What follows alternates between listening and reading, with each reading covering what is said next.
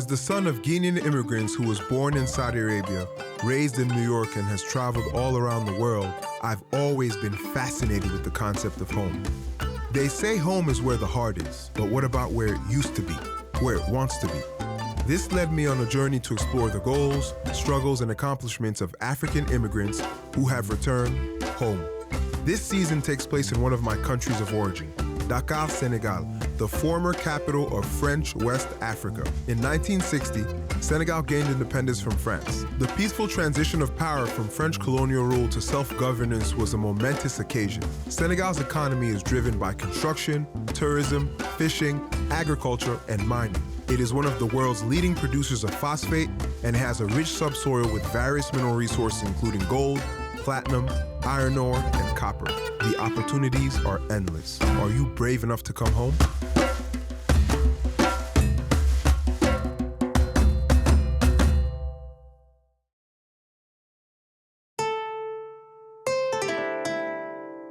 In this episode of Momo Dione Going Home, Dakar, Senegal, I linked up with my good friend Seynabou Cisse.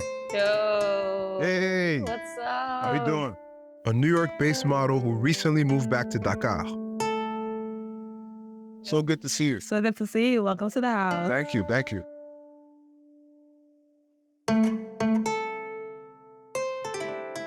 My name is Seynabou Cisse, and I'm a New York-based model. Recently a Dakar-based multi-entrepreneur, just trying to find my way across different places in the world. All over the world? No, like 2, 3 places, to be fair. Like 3, 4 places. A month? On the regular. Just finding my way. And where were you born and where'd you grow up? I was born in New Jersey because my mom has been in the US since like the 80s. So we were born there, and then of course I was shipped to Senegal when I was like around 6 months old. And I lived here on and off, as in like I'd go see my parents and come back till I was about 10. And finally I moved back to the States. So like my childhood actually happened in my Dakar, as you call it. What was the primary reason that you moved back to Senegal for? You want me to say so badly that I was a bad kid, but I wasn't. I wasn't a bad kid. Is that what you want me to say? No, I just want to know what made you come back. You want me to say I was a bad kid? Because you were 6 months and they shipped you back, but how bad can you be at 6 months old? Because babies are a lot. Isn't it the terrible twos, not the terrible 6 months? No, actually, I wasn't a bad kid, but the true story is that I was just a difficult kid. Like, apparently I cried a lot. I was probably already hip to the fact that living was a lot. So as a kid, apparently I cried a lot. And then I had, my mom already had my older sister. So, you know, that's just a typical immigrant parent story where sometimes one of the kids has to, you know, be raised by your parents back home. But honestly, I think it's the luckiest thing that's ever happened to me because it put me on to all of this, honestly, yeah. Aside from coming when you were 6 months old, what made you decide to come back to Dakar now, today? I mean, for me, it's just about like, even when I moved back to the States, it was this constant search for home. So I moved around a lot. I went to Florida, I went to New York, back to Florida, back to New York. I tried to go to London. I tried a bunch of different places. Even in New York, I moved around a lot, just trying to find what home is. But nothing quite clicks as much as being here. So in the pandemic, where there was this big, you know, uncertainty floating around for everyone, there was no such thing as home. I think what inspired me was all my friends were going home. And for me, technically home should have been Florida because when I moved back from Dakar, I spent the next 10 years in Florida. But that wasn't it. I came to Senegal. I was like, I'm going to test it out. Next thing I knew, I was moving in. So it was kind of an organic, because I think I planned it for literally half of my life to come back. But the transition was so organic, and that's how I knew it was right. I didn't even plan to really come back when I came back. It's just a feeling, really. It was just a feeling. It was like, okay, this is hard now, because being in New York in the pandemic, New York was super intense, especially like later in the year. And just being there, I was like, I feel like I want a home feeling. Everybody's going home, I'm going home too. It was supposed to be like 2 weeks again, but then like that home feeling once you get into it, and then again in the pandemic, you realize nothing's really certain. So if I'm gonna be stuck anywhere, I'm gonna be stuck here. So I was like, please stick me here. So I stuck myself here instead. No regrets. It's been one of the brightest decisions I've ever made. And what activities have you been doing here? Have you been doing any modeling? What plans do you have to do here? So at first I wasn't really doing a whole lot of modeling because I feel like when I moved here, I didn't really have a plan, to be honest, because I feel like maybe you're used to this because you interview a lot of people for the series, but I think people move back with a plan and they're like ready to change the world and whatever the case is. Yeah. That wasn't my case. And that's just honesty. It was just like, I'm going to move and I'm going to figure it out later. I don't have the capacity to plan 6 months. You know, I think when you work in like a creative field, you know, you don't have the luxury of planning months ahead, because literally tomorrow my agent could call and be like, come back to New York, you know? Come back right now. Come back today. Or do a self-tape. Send me a video of your hands. Do you know how many hand videos I had to do in this stupid apartment? So it was like that. And I was like, you know what? I don't always need a plan. But then when I got here, I observed and I started looking around. And one of the projects I'm working on is like a sexual wellness project. Yes. And it's going to be focused on like the sexual wellness of women. And it's something that I think because I grew up with like my aunts and my cousins and like, there wasn't a whole lot of male presence around my house. My family's full of women. Yeah. So just talking and connecting and observing led me to like, the girls need this. Like we need a platform where it's a safe space to talk about sexual wellness. And it doesn't have to be male focused or romance focused. It's about self-love and self-care. Yeah. So that's currently my passion project that mostly keeps me here. It's what I've been trying to do for the past couple of months. I love that. I think it's something that's much needed in this part of the world. You know? And I like the fact that you're working on that. Thank you. Thank you so much. What has been one of the most challenging aspects of moving back to Senegal for you? I think for me it's the social aspect, because like even though I grew up here, I feel like as a girl, growing up here as a girl is there's some sort of realities to it, some challenges. But then when you go abroad and like you become a woman, I feel like even though the whole world's oppressive, obviously in America, you get a lot more freedom as a woman. I've lived by myself since I was 17. My parents give me, even though they're on my neck, they give me a fair amount of freedom. I see who I want whenever I want.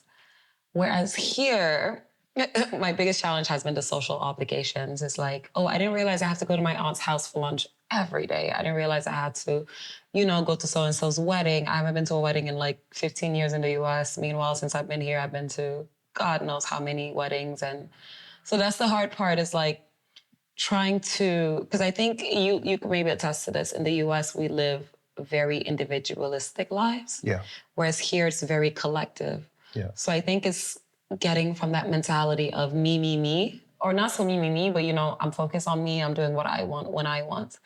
And when you're here, you're like, yeah, but also what does your auntie want? What does uncle want? What does grandma want? What does the guy next door want? So that's been the challenge, is like trying to keep everything and everyone else in mind while I also try to stay authentic and honest to my own life. It's a curve. It's a learning curve for sure. Yeah, in the States, we're not as social when it comes to certain things like everyday life, because people are work-focused and they're focused on making money. Absolutely. But here, it's like, when somebody has a death in the family, you're going. When somebody has a wedding, you're going. When someone invites you for coffee, you're going. When somebody needs sugar next door, you're giving them sugar, and they'll ask you for it. But over there, you only ask if you know the person. So it's just a little different. And you got to check in and tap in with the uncles and aunts, and they get mad. And they'll call and snitch and be like, you've been here for X amount of days, and you didn't call me. I'm telling your mom that she didn't raise you right. And I'm like, I'm sorry, I'm going to call. I'm going to come and visit you. But that's our lives. That's exactly it. Here. That's exactly what I've been going through. It's like my mom constantly called me. Was like, well, tata and tonton, that's uncle and auntie so-and-so said, you haven't been there since you've been in Senegal. I'm like, I've been in Senegal for 4 days. So they know you're there, so you got to go now. Tap in. And that's exactly it. In Senegal, you will have to be constantly tapped in. And like in New York, I feel like everybody's so tapped into themselves and their career and whatever they're creating. That's the life I've gotten accustomed to, just tapping into myself constantly. I spend a lot of time by myself and when you come here, it's like, no, not only do you have to tap in, but the bigger challenge is everyone's tapped into you. So everyone's like, where are you? Where you going? Yep. Who's that? Whose kid is that? Yep. Where they grow up? Yeah. What family? What's their background? So everyone's tapped into you as well, and that's really difficult. Yeah, it can be draining sometimes emotionally. A little bit, but there's also something beautiful about like living a collective life, because individual life is cute because you're thinking about me, but when you come and you realize I have to live in a community, it's exhausting, but it's worth it because somebody's always checking in. That being said, what has been one of the most positive aspects of your return to Senegal? I think on the flip side of that is building my own community as well. It's my friends that I've known here on and off, where like, you know, you see them once a year when you come on vacation for 15 days, but now I get to actively be in their lives. I get to see their children. I get to, you know, go to their weddings and their birthdays. And that's so refreshing, because it's one thing to be a long distance friend where you're sending the text message like, hey, happy birthday, versus like, I'm actually pulling up, girl. I'm coming to Mahmoud. So, because I've already lived my US life. And I think as an adult, I've never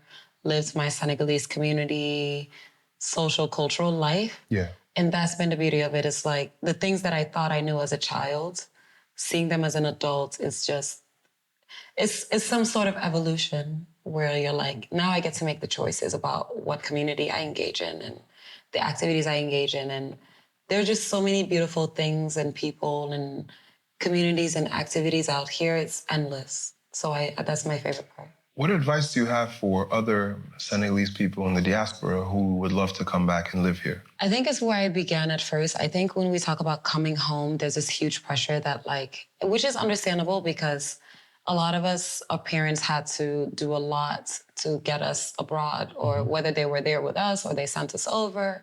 So there's this huge pressure to make sure that when you're home, bring something with you. And I think that keeps a lot of us abroad, including... Oh, you got something to say?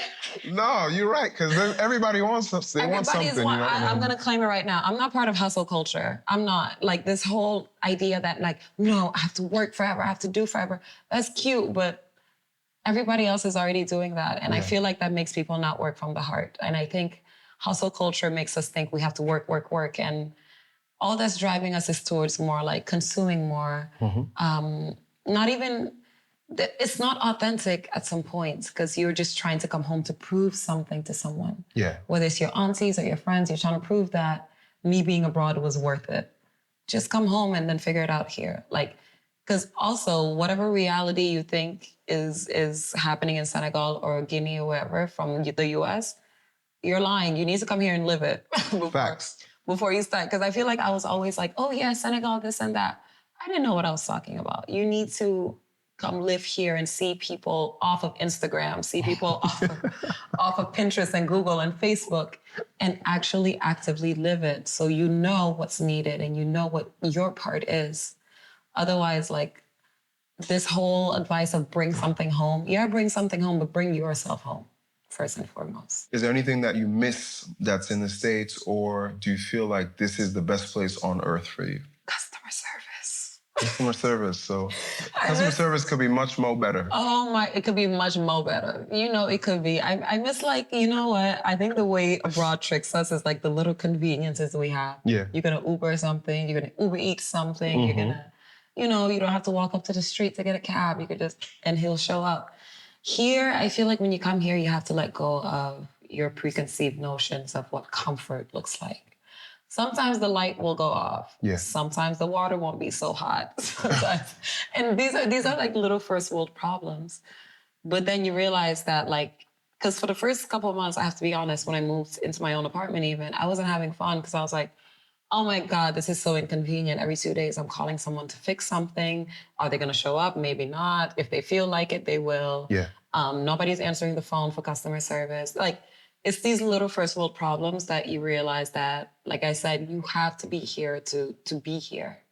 So then you find your way around, because there are other ways to get what you want, besides like just sitting at home and putting it in your phone or on an app or... So it's been a more than positive experience, I think. I think it's good to get the experience abroad, but there's nothing obviously like waking up to family, waking up to people who speak your language, who know you're not being othered all the time. Exactly. Sometimes you're being othered because you're kind of still foreign, but I'm not walking down the street worried about like, is something gonna happen to me because I'm this color, or I'm not othered. I'm home. So I don't think there's anything more positive than that. You just have to work around the complexities of it. What's the first thing that you eat when you come back home to Senegal? Pinto. Pinto. That's without question. I need this pinto. You're gonna get all the pinto.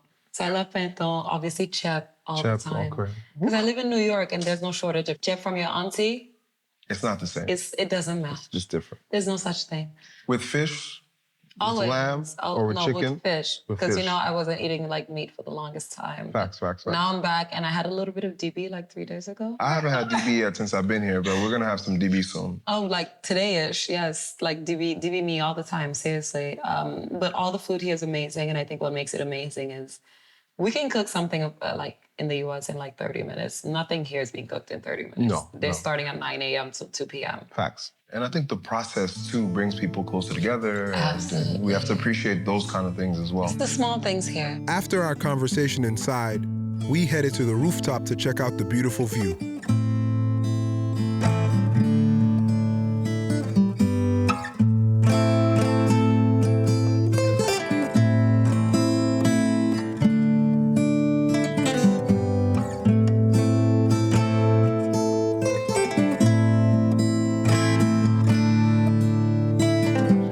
Neighborhood. Tell me a little bit about this neighborhood. We see the monument in the back, kind of far, but it's beautiful. Mm-hmm. I mean, like, I think my favorite thing about it, that's why I insisted on us coming on the rooftop, is that, like, it shows you all of Dakar. You see all the houses that are half built. You see the really, really beautiful homes.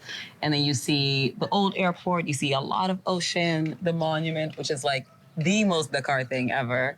And you kind of just get to see different realities. You see, like, the different social structures. I think that's what I like about Mamel. It's very, you can see the whole social fabric from here. It's beautiful. I love it. Thank I love you. it. Thank I'm you. excited to try that pinton. That pinton, you ready to go to the crib? Let's check it out. All right. Now we feast.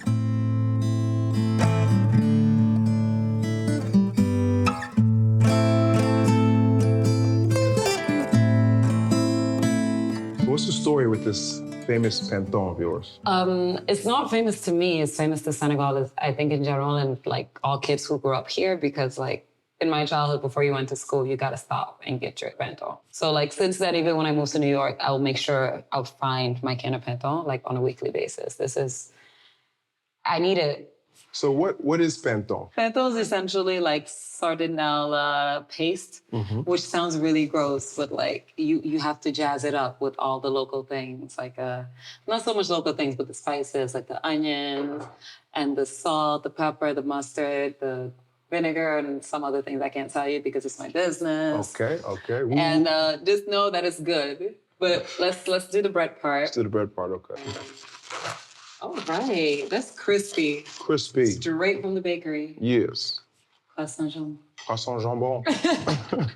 Okay, so now splitting. Can I trust you with that? You gonna split the bread open? I mean, I could split it.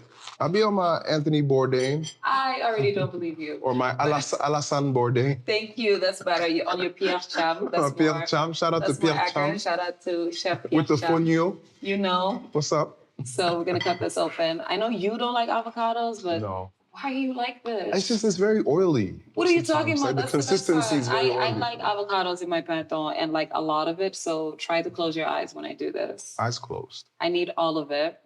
And you don't avocado. You can take more. So, no, this is all I want. This is all I want. In fact, I'm gonna go one less. Okay. and then you just kind of spread the paste. You're my guest, so go ahead. You just spread very as liberally as you like.